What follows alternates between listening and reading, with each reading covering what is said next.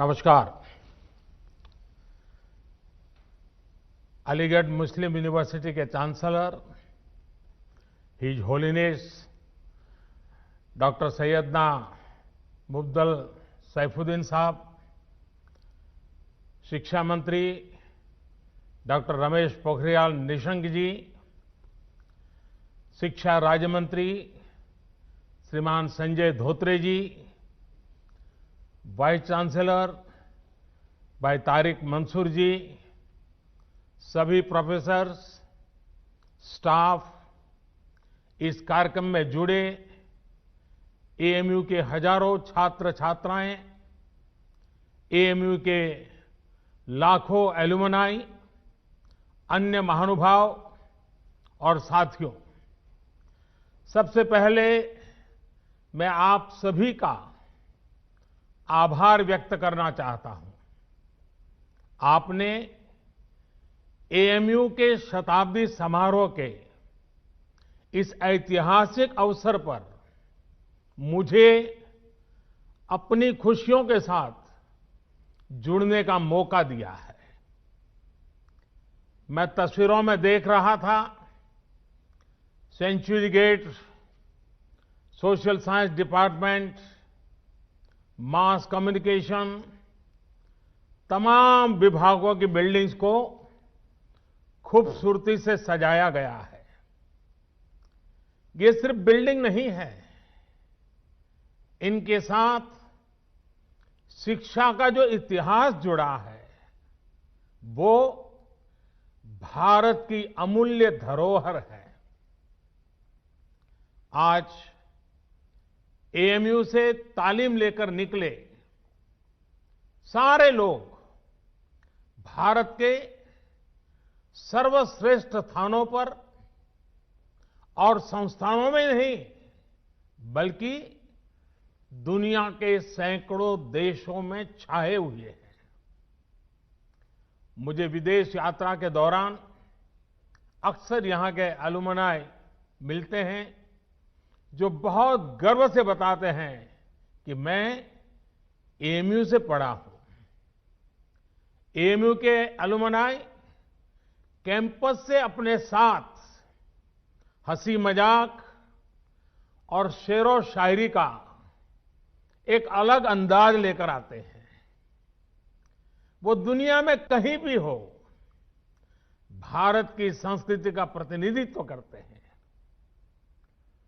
Proud अलीग्स, यही कहते हैं ना आप लोग।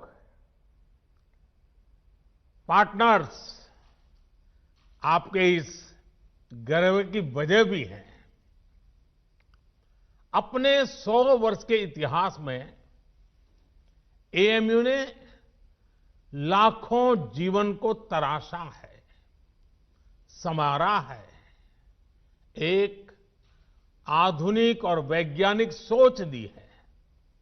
समाज के लिए, देश के लिए कुछ करने की प्रेरणा जगाई है।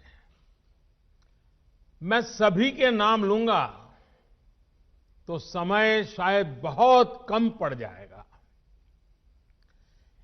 एएमयू की ये पहचान, इस सम्मान का आधार उसके वो मूल्य रहे हैं जिन पर सर सैयद अहमद खान द्वारा इस संस्थान की स्थापना की गई है। ऐसे प्रत्येक छात्र छात्रा और इन 100 वर्षों में एएमयू के माध्यम से देश की सेवा करने वाले प्रत्येक टीचर प्रोफेसर का भी मैं अभिनंदन करता हूं। अभी कोरोना के इस संकट के दौरान भी एएमयू ने जिस तरह समाज की मदद की वो अभूतपूर्व है। हजारों लोगों का मुफ्त टेस्ट करवाना, आइसोलेशन वार्ड बनाना, प्लाज्मा बैंक बनाना और पीएम केयर फंड में एक बड़ी राशि का योगदान देना समाज के प्रति आपके दायित्वों को पूरा करने की गंभीरता को दिखाता है। अभी कुछ दिन पहले ही मुझे चांसलर डॉक्टर सैयदना साहब की चिट्ठी भी मिली है। उन्होंने वैक्सीनेशन ड्राइव में भी हर स्तर पर सहयोग देने की बात कही है। देश को सर्वोपरि रखते हुए ऐसे ही संगठित प्रयासों से आज भारत कोरोना जैसी वैश्विक महामारी का सफलता से मुकाबला कर रहा है। साथियों, मुझे बहुत सारे लोग बोलते हैं कि एएमयू कैंपस अपने आप में एक शहर की तरह है। अनेकों डिपार्टमेंट्स, दर्जनों हॉस्टल्स, हजारों टीचर्स, प्रोफेसर्स, लाखों स्टूडेंट्स के बीच एक मिनी इंडिया भी नजर आता है। एएमयू में भी एक तरफ उर्दू पढ़ाई जाती है तो हिंदी भी, अरबी पढ़ाई जाती है तो यहां संस्कृत की शिक्षा का भी एक सदी पुराना संस्थान है। यहां की लाइब्रेरी में कुरान के मैन्युस्क्रिप्ट हैं तो गीता रामायण के अनुवाद भी उतने ही सहज कर रखे गए हैं। ये विविधता एएमयू कैसे और एएमयू जैसे प्रतिष्ठित संस्थान की ही सिर्फ नहीं, देश की भी ताकत है। हमें इस शक्ति को न भूलना है, न ही इसे कमजोर पड़ने देना है।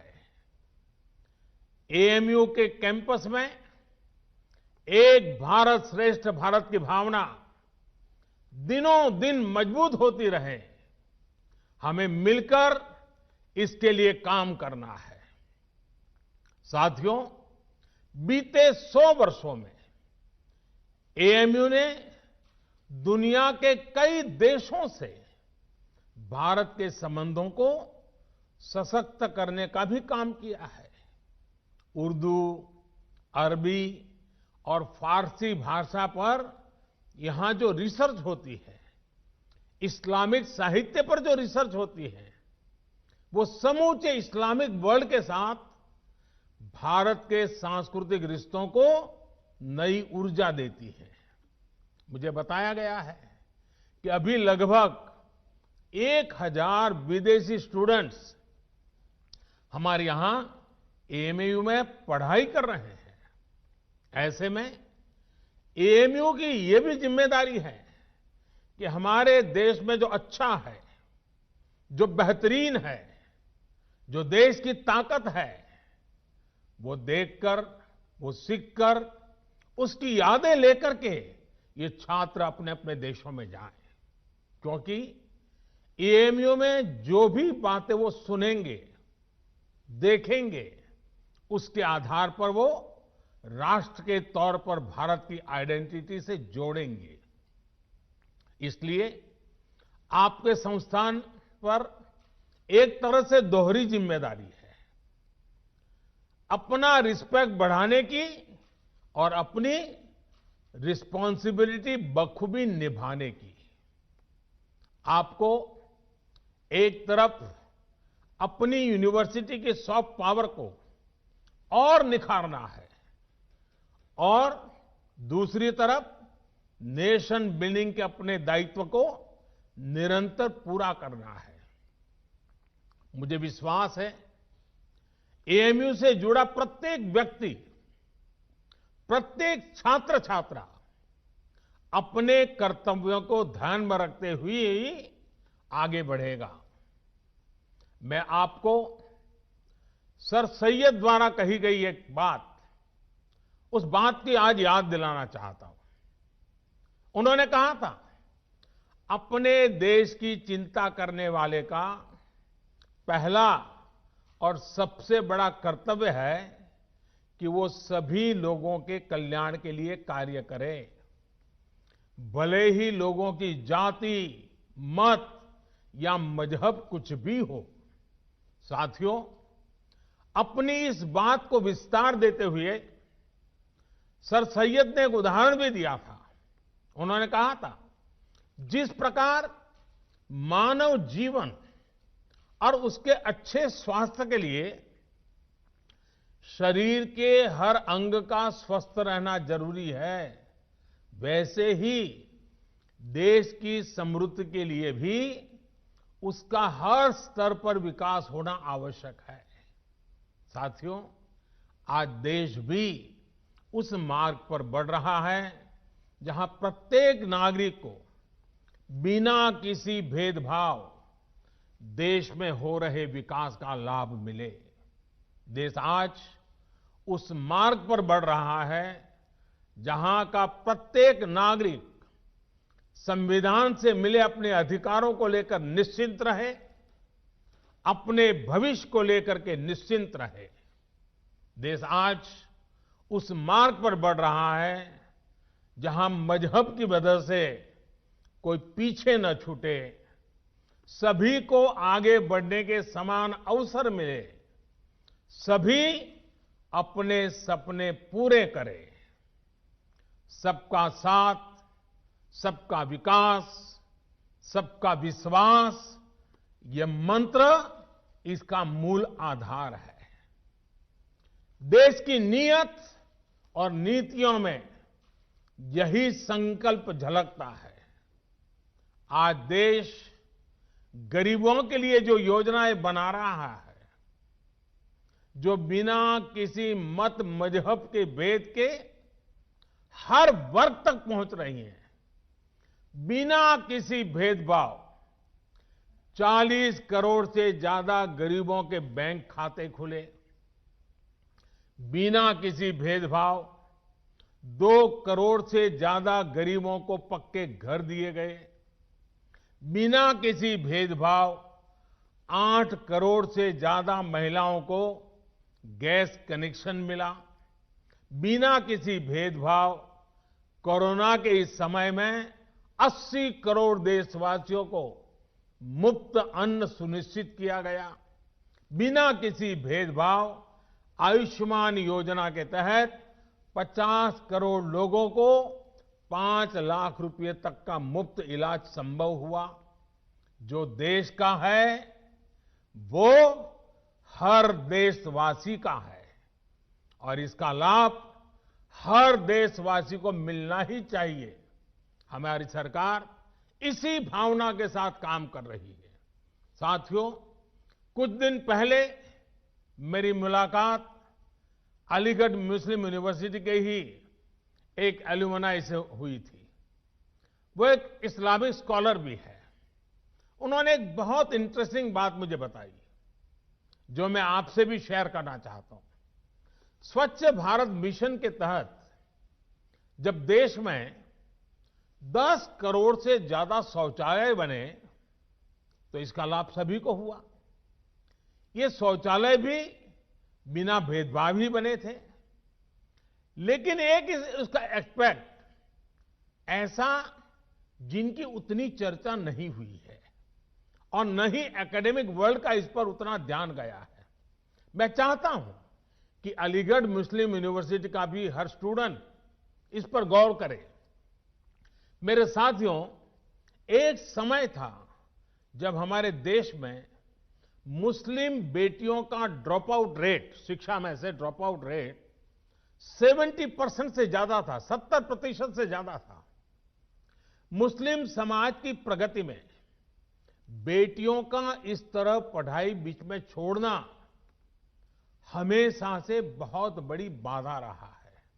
लेकिन 70 साल से हमारे यहां स्थिति यही थी कि 70% से ज्यादा मुस्लिम बेटियां अपनी पढ़ाई पूरी नहीं कर पाती थी। इन्हीं स्थितियों में स्वच्छ भारत मिशन शुरू हुआ, गांव-गांव शौचालय बने, सरकार ने स्कूल जाने वाली गर्ल्स स्टूडेंट के लिए मिशन मोड पे अलग शौचालय बनवाए। आज देश के सामने क्या स्थिति है? पहले मुस्लिम बेटियों का जो स्कूल ड्रॉप आउट रेट 70% से ज्यादा था, वो अब घटकर करीब करीब 30% रह गया है। पहले लाखों मुस्लिम बेटियां शौचालय की कमी की वजह से पढ़ाई छोड़ देती थी। अब हालात बदल रहे हैं। मुस्लिम बेटियों का ड्रॉप रेट कम से कम हो, इसके लिए केंद्र सरकार निरंतर प्रयास कर रही है। आपकी अलीगढ़ मुस्लिम यूनिवर्सिटी में भी स्कूल ड्रॉप आउट छात्र छात्राओं के लिए ब्रिज कोर्स चलाया जा रहा है।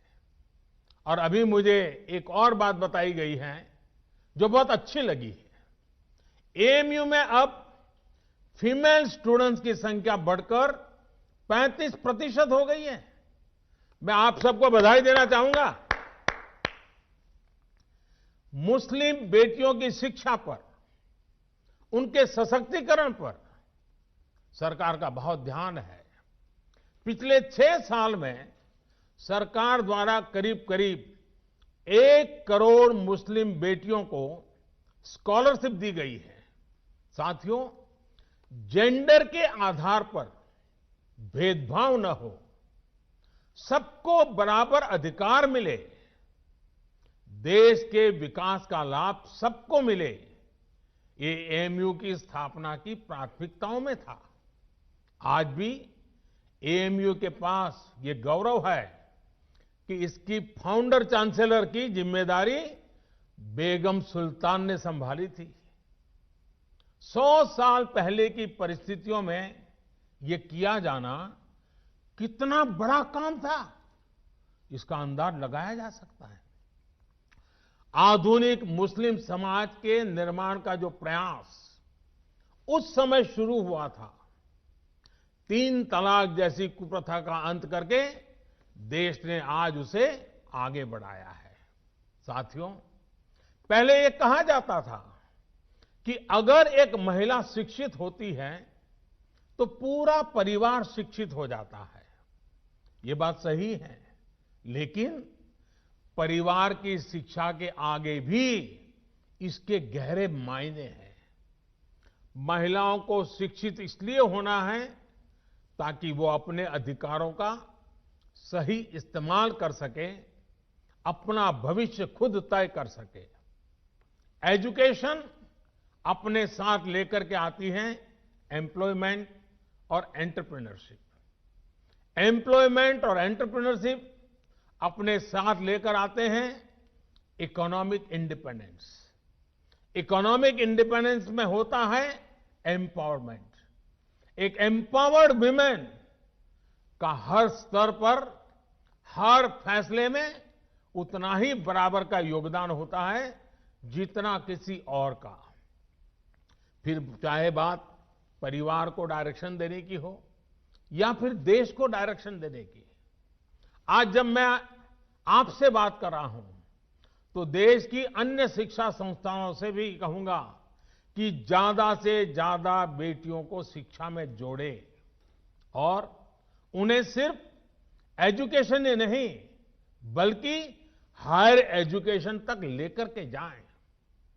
साथियों, एएमयू ने हायर एजुकेशन में अपने कंटेम्पररी करिकुलम में उससे बहुतों को आकर्षित किया है। आपकी यूनिवर्सिटी में इंटर डिसिप्लिनरी विषय पहले से पढ़ाए जाते हैं। अगर कोई छात्र साइंस में अच्छा है और उसे हिस्ट्री भी अच्छी लगती है तो ऐसी मजबूरी क्यों हो कि वो किसी एक को ही चुन सके। यही भावना नई राष्ट्रीय शिक्षा नीति में है, न्यू एजुकेशन पॉलिसी में है। इसमें 21वीं सदी में भारत के स्टूडेंट्स की जरूरतों, उसके इंटरेस्ट को सबसे ज्यादा ध्यान में रखा गया है। हमारे देश का युवा नेशन फर्स्ट के आह्वान के साथ देश को आगे बढ़ाने के लिए प्रतिबद्ध है। वो नए नए स्टार्टअप्स के जरिए देश की चुनौतियों का समाधान निकाल रहा है। रेशनल थिंकिंग और साइंटिफिक आउटलुक उनकी पहली प्रायोरिटी है। राष्ट्रीय शिक्षा नीति में भारत के युवाओं की इसी एस्पिरेशंस को प्राथमिकता दी गई है। हमारी कोशिश ये भी है कि भारत का एजुकेशन इकोसिस्टम दुनिया के आधुनिक शिक्षा व्यवस्थाओं में से एक बने। नई नेशनल एजुकेशन पॉलिसी में जो मल्टीपल एंट्री है, एग्जिट पॉइंट की व्यवस्था है, उससे स्टूडेंट्स को अपनी शिक्षा के बारे में फैसले लेने में आसानी हो गई। हर एग्जिट ऑप्शन के बाद उन्हें एप्रोप्रिएट सर्टिफिकेट भी दिया जाएगा। ये स्टूडेंट्स को पूरे कोर्स की फीस की चिंता किए बिना अपना फैसला लेने की आजादी होगी। साथियों, सरकार हायर एजुकेशन में नंबर ऑफ एनरोलमेंट्स बढ़ाने और सीटें बढ़ाने के लिए भी लगातार काम कर रही है। वर्ष 2014 में हमारे देश में 16 आईआईटीज थी, 16। आज 23 आईआईटीज हैं, 23। वर्ष 2014 में हमारे देश में 9 ट्रिपल आईटीज थी, 9 ट्रिपल आईटीज थी। आज 25 ट्रिपल आईटीज हैं। वर्ष 2014 में हमारे यहां 13 आईआईएम्स थे, आज 20 आईआईएम्स हैं। मेडिकल एजुकेशन को लेकर भी बहुत काम किया गया है। 6 साल पहले तक देश में सिर्फ 7 एम्स थे, आज देश में 22 एम्स हैं। शिक्षा चाहे ऑनलाइन हो या ऑफलाइन, सभी तक पहुंचे, बराबरी से पहुंचे, सभी का जीवन बदले, हम इसी लक्ष्य के साथ काम कर रहे हैं। साथियों, एएमयू के 100 साल पूरे होने पर मेरी आप सभी युवा पार्टनर्स से कुछ और अपेक्षाएं भी हैं।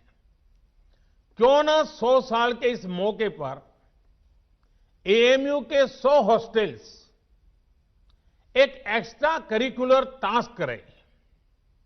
ये टास्क देश की आजादी के 75 साल पूरे होने से जुड़े हों।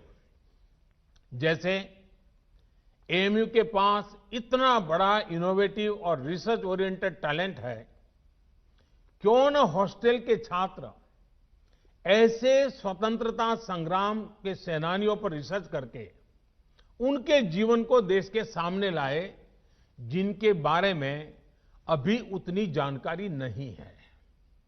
कुछ स्टूडेंट्स इन महापुरुषों के जन्मस्थान जाएं, उनकी कर्मभूमि जाएं, उनके परिवार के लोग अब कहां हैं, उनसे संपर्क करें। कुछ स्टूडेंट्स ऑनलाइन रिसोर्स को एक्सप्लोर करें। उदाहरण के तौर पर 75 हॉस्टल्स एक एक आदिवासी फ्रीडम फाइटर पर एक एक रिसर्च डॉक्यूमेंट तैयार कर सकते हैं। इसी तरह 25 हॉस्टल्स महिला फ्रीडम फाइटर्स पर रिसर्च कर सकते हैं, काम कर सकते हैं। एक और काम है जो देश के लिए एएमयू के छात्र छात्राएं कर सकते हैं। एएमयू के पास देश की इतनी बेशकीमती प्राचीन पांडुलिपियां हैं। ये सब हमारी सांस्कृतिक धरोहर है। मैं चाहूंगा कि आप टेक्नोलॉजी के माध्यम से इन्हें डिजिटल, इन्हें वर्चुअल अवतार में पूरी दुनिया के सामने लाएं। मैं एएमयू के विशाल एलुमनाई नेटवर्क को भी आह्वान करता हूं कि नए भारत के निर्माण में अपनी भागीदारी और बढ़ाएं। आत्मनिर्भर भारत अभियान को सफल बनाने के लिए, वोकल फॉर लोकल को सफल बनाने के लिए बहुत कुछ किया जाना बाकी है। इसे लेकर अगर मुझे एएमयू से सुझाव मिले, एएमयू एलुमनाई के सुझाव मिले, तो मुझे बहुत खुशी होगी। साथियों, आज पूरी दुनिया की नजरें भारत पर है। जिस सदी को भारत की सदी बताया जा रहा है, उस लक्ष्य की तरफ भारत कैसे आगे बढ़ता है, इसे लेकर पूरी दुनिया में क्यूरियोसिटी है। इसलिए आज हम सभी का एकमात्र और एकनिष्ठ लक्ष्य ये होना चाहिए कि भारत को आत्मनिर्भर कैसे बनाएं। हम कहां और किस परिवार में पैदा हुए, किस मत मजहब में बड़े हुए, इससे भी अहम यह है कि हर एक नागरिक की आकांक्षाएं और उसके प्रयास देश की आकांक्षाओं से कैसे जुड़े। जब इसको लेकर एक मजबूत नींव पड़ेगी तो लक्ष्य तक पहुंचना और आसान हो जाएगा। साथियों, समाज में वैचारिक मतभेद होते हैं, ये स्वाभाविक भी है, लेकिन जब बात राष्ट्रीय लक्ष्यों के प्राप्ति की हो तो हर मतभेद किनारे रख देना चाहिए। जब आप सभी युवा साथी इस सोच के साथ आगे बढ़ेंगे तो ऐसी कोई मंजिल नहीं जो हम मिलकर के हासिल न कर सके। शिक्षा हो, आर्थिक विकास हो, बेहतर रहन सहन हो, अवसर हो, महिलाओं का हक हो, सुरक्षा हो, राष्ट्रवाद हो, ये जो चीजें हैं जो हर नागरिक के लिए जरूरी होती है, ये कुछ ऐसे मुद्दे हैं जिन पर हम अपनी राजनीतिक या वैचारिक मजबूरियों के नाम पर असहमत हो ही नहीं सकते। यहां अलीगढ़ मुस्लिम यूनिवर्सिटी में इन मुद्दों पर बात करना मेरे लिए इसलिए भी स्वाभाविक है क्योंकि यहां से स्वतंत्रता के अनेक सेनानी निकले हैं, इस मिट्टी से निकले हैं। इन स्वतंत्रता सेनानियों की भी अपनी पारिवारिक, सामाजिक, वैचारिक परवरिश थी, अपने अपने विचार थे, लेकिन जब गुलामी से मुक्ति की बात आई तो सारे विचार आजादी के एक लक्ष्य के साथ ही जुड़ गए। साथियों, हमारे पूर्वजों ने जो आजादी के लिए किया वही काम अब आपको, युवा पीढ़ी को नए भारत के निर्माण के लिए करना है। जैसे आजादी एक कॉमन ग्राउंड थी, वैसे ही नए भारत के लिए हमें एक कॉमन ग्राउंड पर काम करना है। नया भारत आत्मनिर्भर होगा, हर प्रकार से संपन्न होगा तो लाभ भी सभी 130 करोड़ से ज्यादा देशवासियों को होगा। ये विमर्श समाज के हर हिस्से तक पहुंचे, ये काम आप कर सकते हैं, युवा साथी कर सकते हैं। साथियों, हमें यह समझना होगा कि सियासत सोसाइटी का एक अहम हिस्सा है, लेकिन सोसाइटी में सियासत के अलावा भी दूसरे मसले हैं। सियासत और सत्ता की सोच से बहुत बड़ा, बहुत व्यापक किसी भी देश का समाज होता है। पॉलिटिक्स के ऊपर भी समाज को आगे बढ़ाने के लिए बहुत स्पेस होती है। उस स्पेस को भी एक्सप्लोर करते रहना बहुत जरूरी है। ये काम हमारे एएमयू जैसे कैंपस कर सकते हैं, आप सभी कर सकते हैं। साथियों, न्यू इंडिया के विजन की जब हम बात करते हैं तो उसके मूल में भी यही है कि राष्ट्र के, समाज के विकास को राजनीतिक चश्मे से न देखा जाए। हां, जब हम इस बड़े उद्देश्य के लिए साथ आते हैं तो संभव है कि कुछ तत्व इससे परेशान हो। ऐसे तत्व दुनिया की हर सोसाइटी में मिल जाएंगे। ये कुछ ऐसे लोग होते हैं जिनके अपने स्वार्थ होते हैं। वो अपने स्वार्थ को सिद्ध करने के लिए हर हथकंडा अपनाएंगे, हर प्रकार की नेगेटिविटी फैलाएंगे। लेकिन जब हमारे मन और मस्तिष्क में नए भारत का निर्माण सर्वोच्च होगा तो ऐसे लोगों का स्पेस अपने आप में सिकुड़ता जाएगा। साथियों, पॉलिटिक्स इंतजार कर सकती है, सोसाइटी इंतजार कर सकती है, देश का डेवलपमेंट का इंतजार नहीं कर सकता। गरीब समाज के किसी भी वर्ग का हो, वो इंतजार नहीं कर सकता। महिलाएं, वंचित, पीड़ित, शोषित विकास का इंतजार नहीं कर सकते। सबसे बड़ी बात, हमारे युवा, आप सभी और इंतजार नहीं करना चाहेंगे। पिछली शताब्दी में मतभेदों के नाम पर बहुत वक्त पहले ही जाया हो चुका है।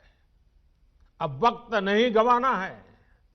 सभी को एक लक्ष्य मिलकर, एक लक्ष्य के साथ मिलकर नया भारत, आत्मनिर्भर भारत बनाना है।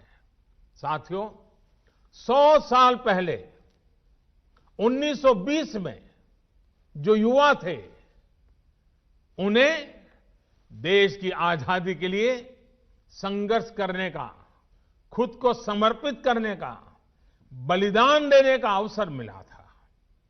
उस पीढ़ी के तप और त्याग से देश को 1947 में आजादी मिली थी। आपके पास, आज की पीढ़ी के पास आत्मनिर्भर भारत, नए भारत के लक्ष्य को पूरा करने के लिए बहुत कुछ करने का अवसर है। वो समय था 1920 का, ये समय है 2020 का।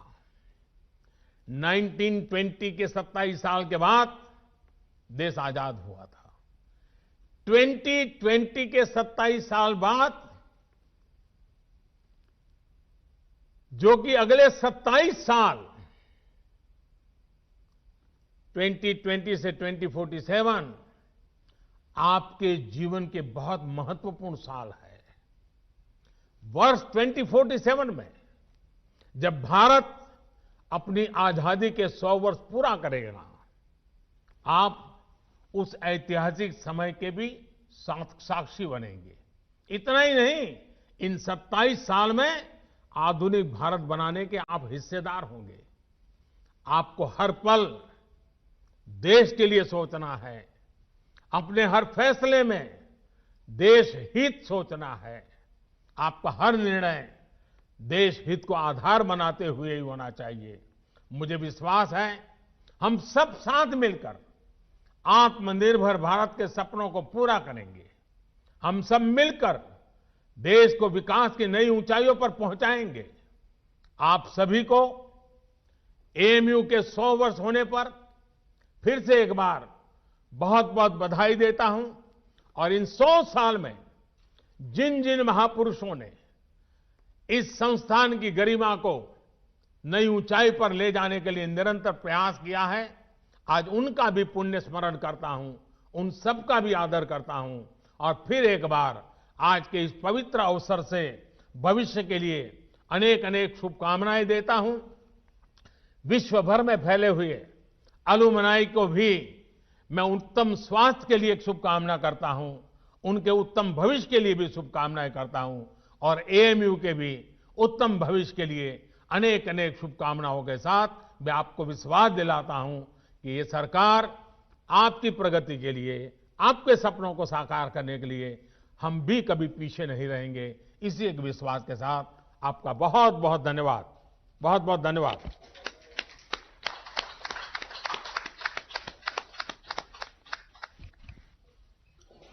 It is my proud privilege to propose the vote of thanks on the historical occasion to commemorate the centenary celebration of Aligarh Muslim University. On behalf of